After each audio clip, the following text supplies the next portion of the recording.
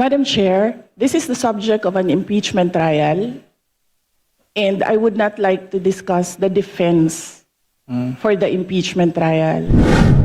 Madam Chair, again, first, if the committee would like to ask how the Commission on Audit conducts its audit, I request that all the questions be propounded during the hearing of the Commission on Audit. Second, the subject confidential funds is a matter in impeachment proceedings, which is archived, but there is a pending motion for reconsideration in the Supreme Court. I cannot discuss defense strategy.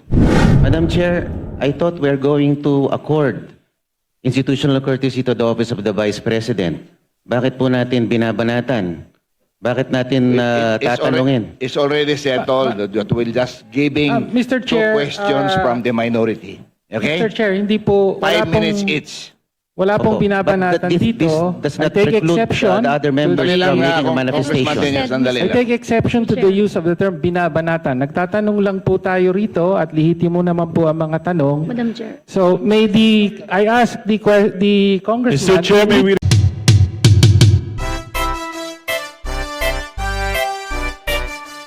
I waive the privilege, sir. Wait. Yes.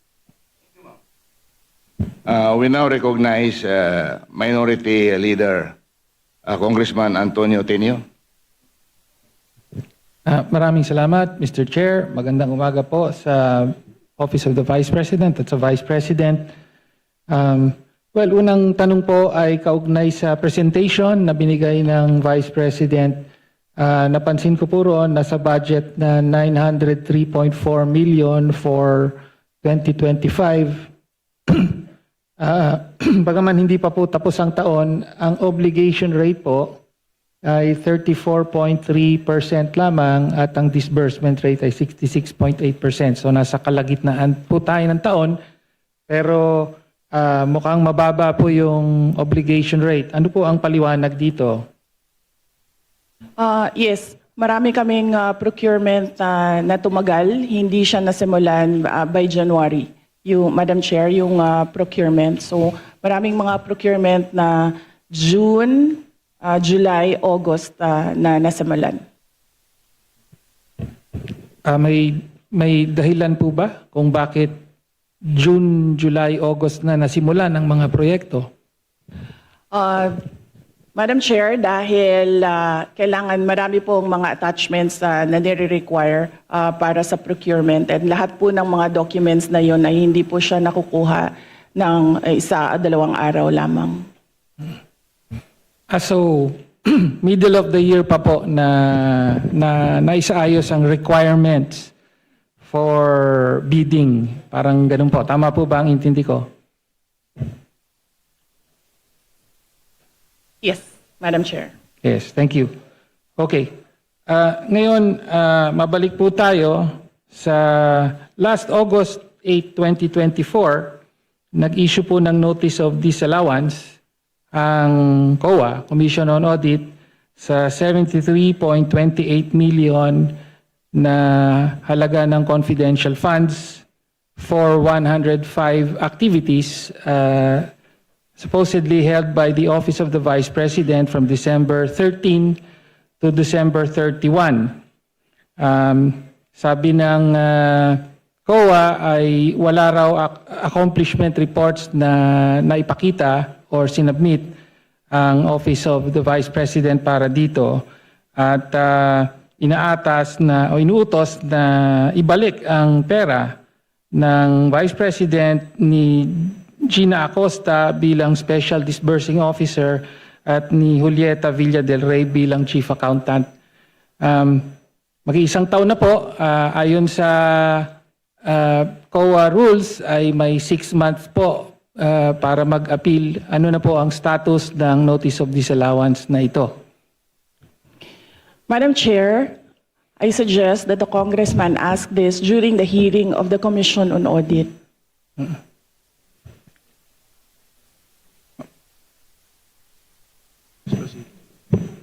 Madam Chair, I'm asking the question now from the Office of the Vice President.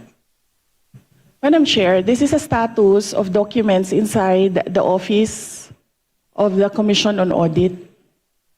So it has to be the Commission on Audit who will answer what is happening to this notice of disallowance.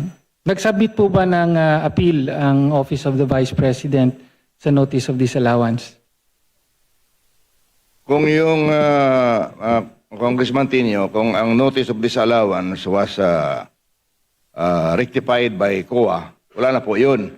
Pero kung yung notice of disallowance ay meron na silang final adjudication and then merong order yon na final yung notice of disallowance. So, for your information, I will check with COA and get the records and give it to you. Thank you. Thank you, Chair. Well, next question po ay well, kaugnay po sa notice of disallowance. Ang sabi po kasi ng COA, December 3, yung mga 105 activities na inilunsad dun sa mga disilaw na activities ay nangyari between December 13 to December 31. And yet, sa mga nakaraang hearing ay napag-alaman po na December 20 pa po na ilabas ang SARO at na-withdraw yung 125 million. Kaya nga sinasabing nagastos ito in 11 days from December 20 to December 31. So ang tanong lang po natin, ano po ang paliwanag doon sa nakapamahagi na kayo ng mga sinasabing reward money noong December 13 pa lamang samantalang hindi pa po lumalabas ang pera ng confidential funds. Pwede po bang may paliwanag yon? Madam Chair, this is the subject of an impeachment trial, and I would not like to discuss the defense for the impeachment trial. Representative Chair, Pino, wala naman please pong- proceed with the next question. Madam Chair, I would just like to note na wala pong impeachment trial sa kasalukuyan. Madam Chair, in fact, it is archived in the Senate. No? Okay, so next question na po. No?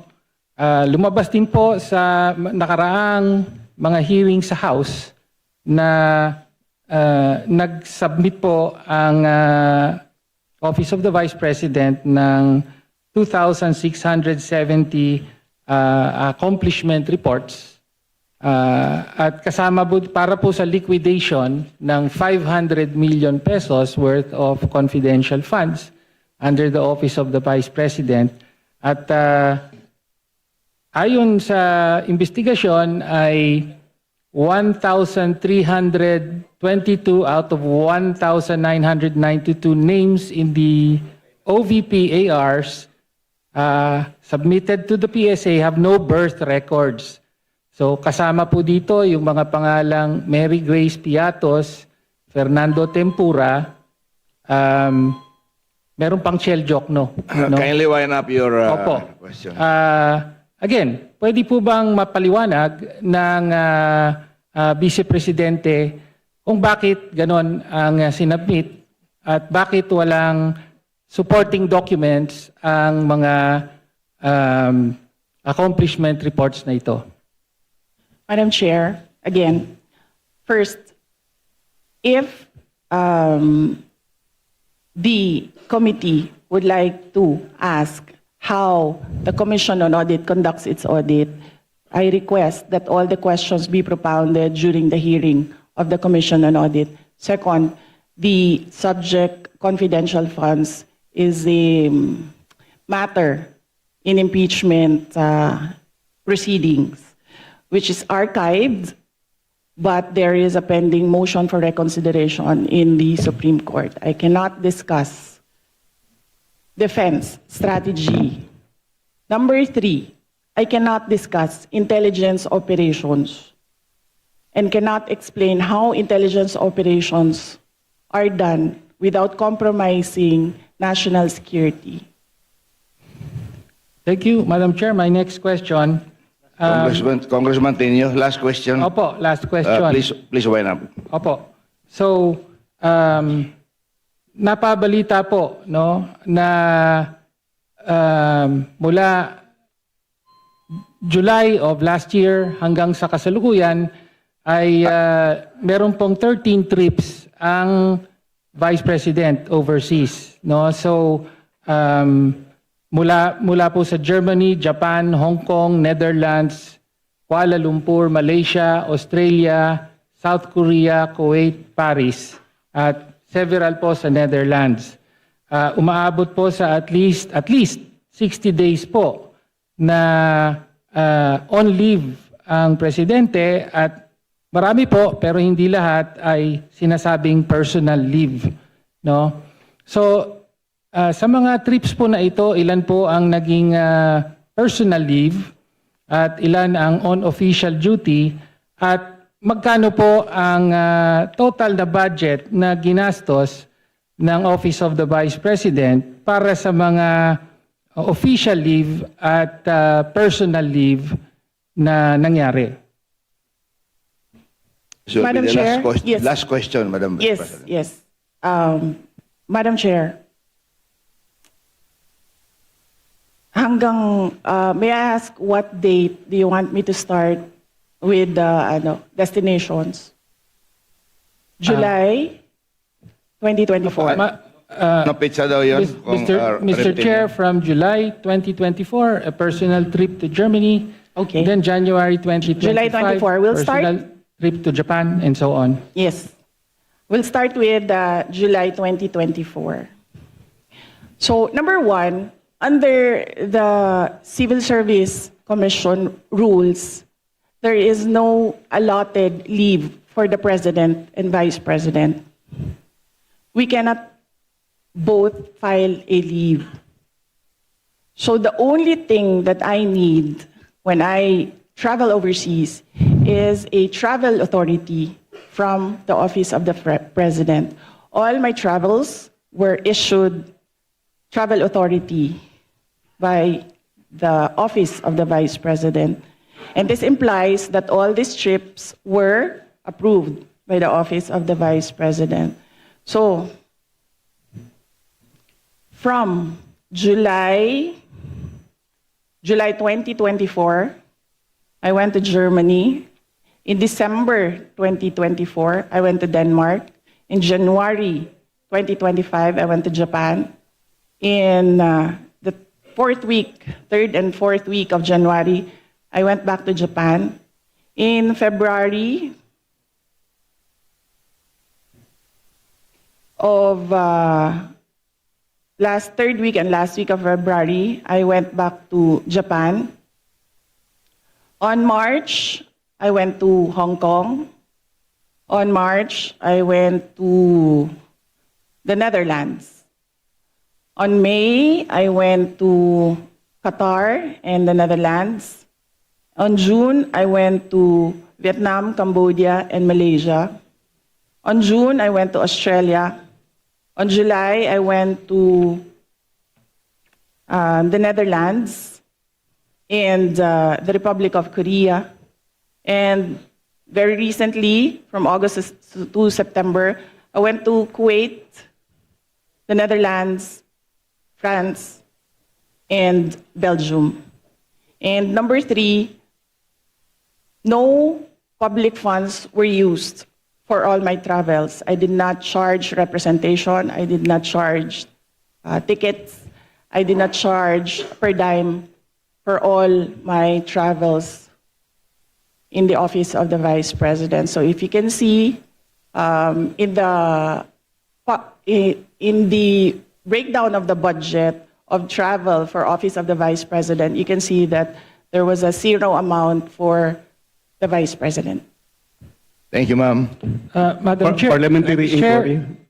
Next Chair, on, just to follow up on the question. So, una po, salamat po sa Vice I'm President sorry, for Congressman detailing. Tenyo, that was your last question. I'm sorry. Follow up na lang po, yung personal po ba I'm ang lahat, sorry, in the at interest of time, we have to proceed. magkano po ang ginastos ng opisina at staff? Kasi totoo po, wala daw ginastos ang Vice I'm Presidente. sorry. Parliamentary Magkano ang ginastos? inquiry. I'm sorry. Thank you, Madam Chair. Parliamentary Yes. inquiry. Madam Chair, I thought we're going to accord institutional courtesy to the office of the Vice President. Bakit po natin binabanatan? Bakit natin tatanungin? It's already settled that we'll just giving Mr. Chair, two questions from the minority. Okay? Mr. Chair, hindi po, 5 minutes each. wala pong Opo. binabanatan But this dito. does I not take preclude exception. the other members Sandali from lang, making a Congressman manifestation. Daniel, sandali I lang. take exception to the use of the term binabanatan. Nagtatanong lang po tayo rito at lihitimo naman po ang mga tanong. Madam Chair. So I ask the congressman Mr. Chair, may we to withdraw request for the a comment. suspension of Session the... suspended. I Hearing second suspended. motion.